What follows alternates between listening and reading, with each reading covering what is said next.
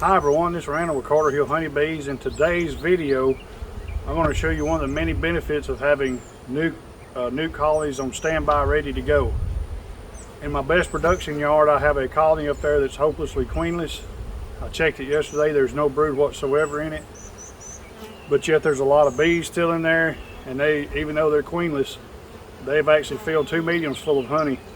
So I'm going to take the very strongest of these 9 nukes, which I determined a couple of days ago. It's this one, and I'm about to strap it up and move it out. We see all these foragers going in and out. So to capture these foragers that are out bringing in pollen and nectar right now, I'm going to move the very weakest nuke, which is right over there. I'll move it here in its place, and it'll capture those the field force that's out and help boost it some. Let me get my smoker, get this buttoned up, and we'll get started.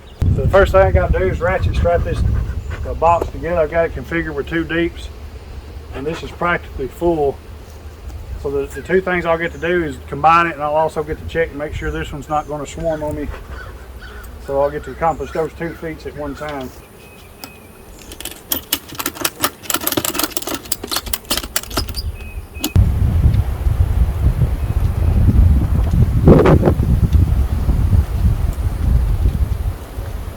Now get it out of the way.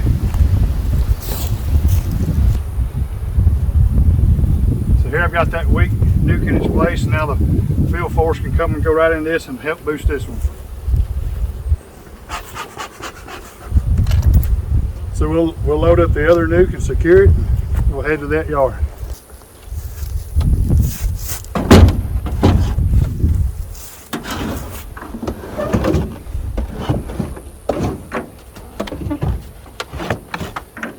That nuke's pretty heavy, it's full. It's also going to be top heavy.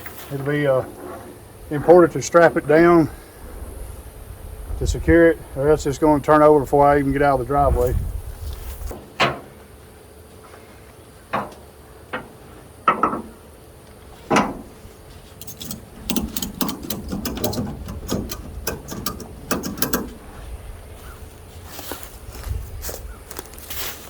All right, it's secured, ready for transport. I'll meet you at the other yard.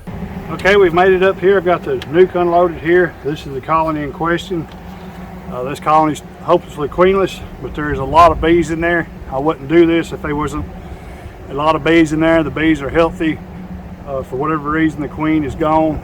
And I've done this maneuver several times in the past. It works very well. So I got 10 frames here, and depending on what I got, I probably won't put all the frames in there, and I'll leave some empties in there and give the queen plenty of room to lay and continue to grow. But these, like I say, these 2 supers are packed with honey. I looked at them yesterday evening. These bees should take right back off and keep on going. And I'll also put a couple additional supers on them today, because just in a couple of days, this is going to make a tremendous difference by adding these bees and the queen. And like I said a minute ago, this is one of the many reasons to have utility bees, nukes. I call these utility bees. That's just my terminology. But you can do so much with these bees. And if I didn't have these, I would lose this colony. I'd have to combine it or panic or try to order a queen. Introducing queens into colonies like this with no brood can be challenging. Most of these bees are getting older, but they will take to this, and they'll gladly accept this right here, and they'll take right off to work. When we get the top off, we'll get started, and I'll show you how I do this. As you can see right off, I mean, a lot of bees on the inner cover right here.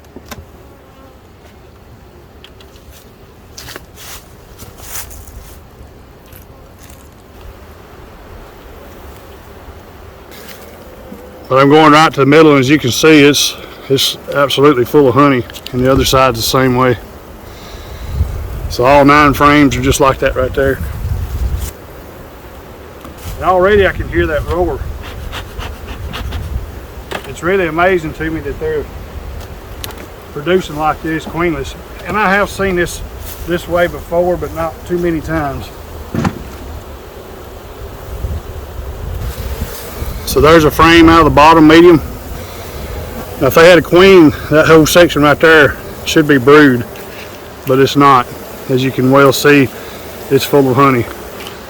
So this, I think I can get this colony headed in the right direction and get a lot more honey off of it.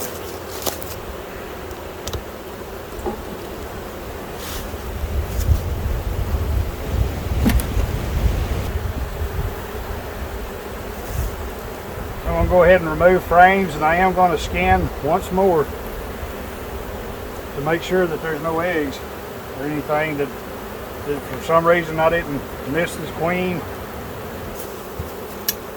So it's overcast today, and seeing these eggs can be really challenging, but this little flashlight makes a huge difference. So yeah, there's no brood or eggs in there at all. Matter of fact, this bottom box here is mostly dry. Yeah, no, absolutely no brood. And that's consistent with the roaring, so I'm very well pleased that there's no queen in here. So I don't know how much brood I'm going to have in here, so I'm going to evaluate, and based on what I see here, then I'll put the appropriate amount of brood in there based on what I see. So as you see, this nuke here is pretty much full of capacity. Now I'm scanning for the queen. I wouldn't want to dump her in there right away. I don't know that it would matter, but I feel like if I can put her in there after some of these frames, if there is a little hostility towards her, the bees can protect her, the bees from her own colony.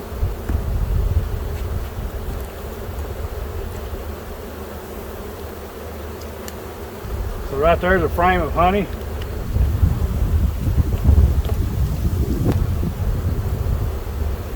This frame here's got a lot of brood in it. This colony is really growing rapidly.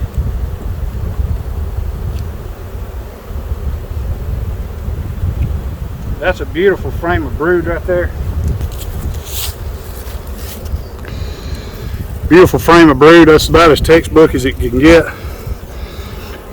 Probably needs a little bit more pollen up there, but what I'm noticing is how there is a few skips, but not near as many as there was earlier. And I'm hoping that's the result of the treatment I just done a few weeks ago.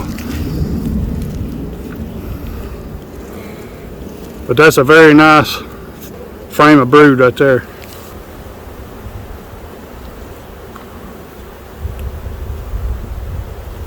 And there's another one.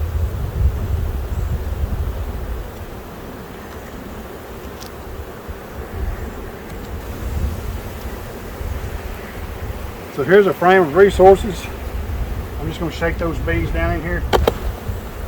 Put this to the side and see if we wind up needing that when I get down in here.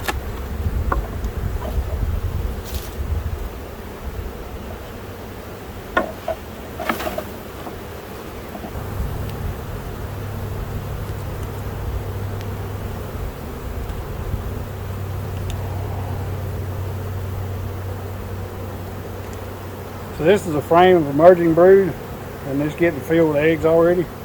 But in just 2 short weeks, the population in this colony is going to be unbelievable. And there's another frame of brood.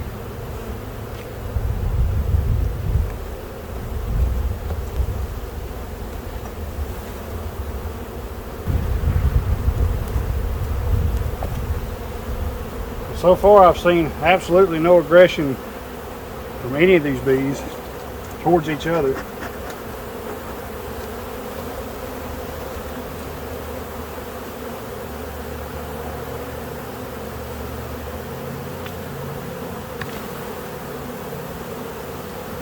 Another impressive sheet of brood right there.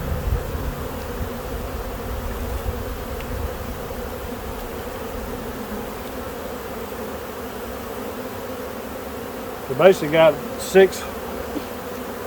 pretty much got about 6 sheets of brood, at least 5.5. So in 2 weeks that'll be like 11 frames of bees.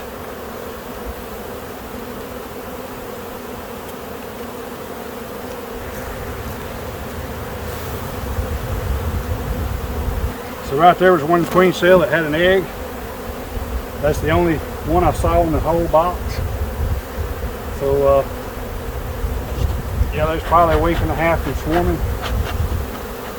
But with this space I'm just now giving them, that should reverse it.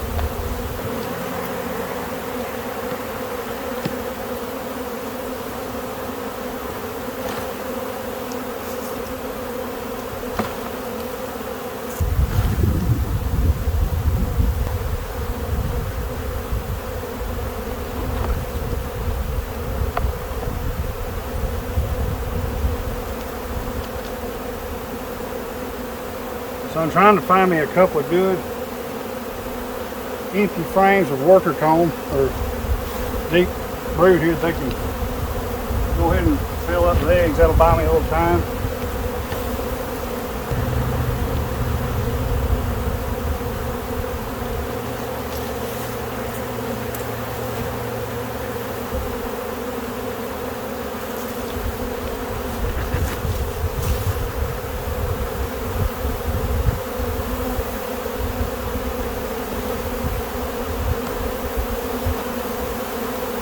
Smoking them a little bit. I'm gonna try to run them down. Now I'm gonna put some empty mediums in there. I wound up putting all the brood in there.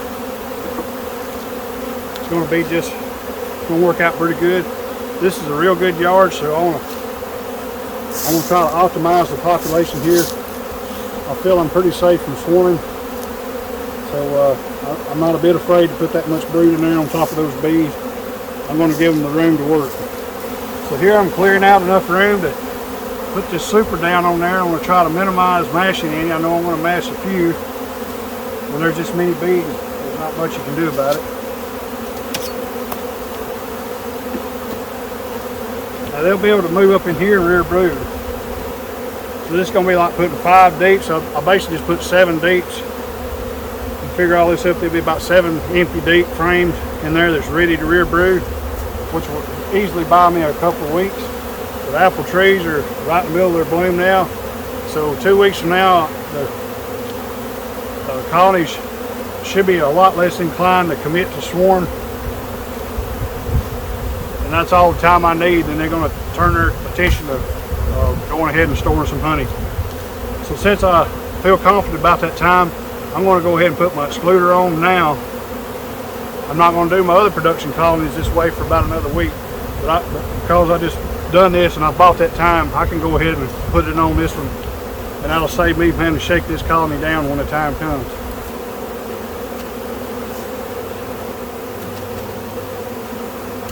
I made a mistake here. I forgot to shake the box down in there.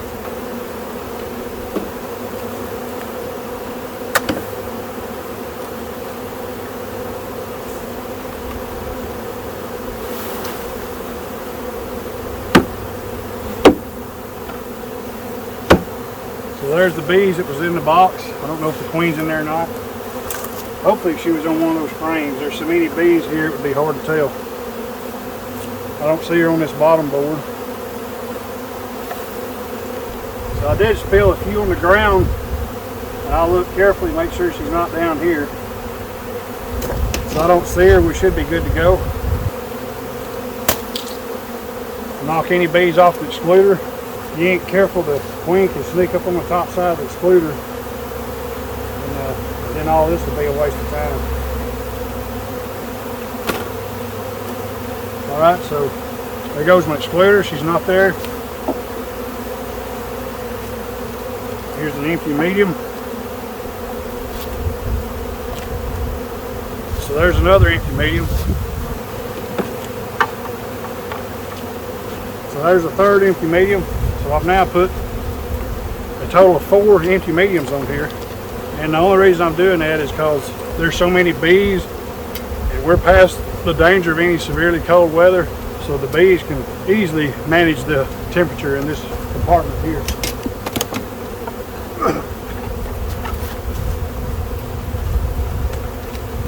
So right there was right there's the medium that was originally on the hive top. It's full of honey, basically it needs capped.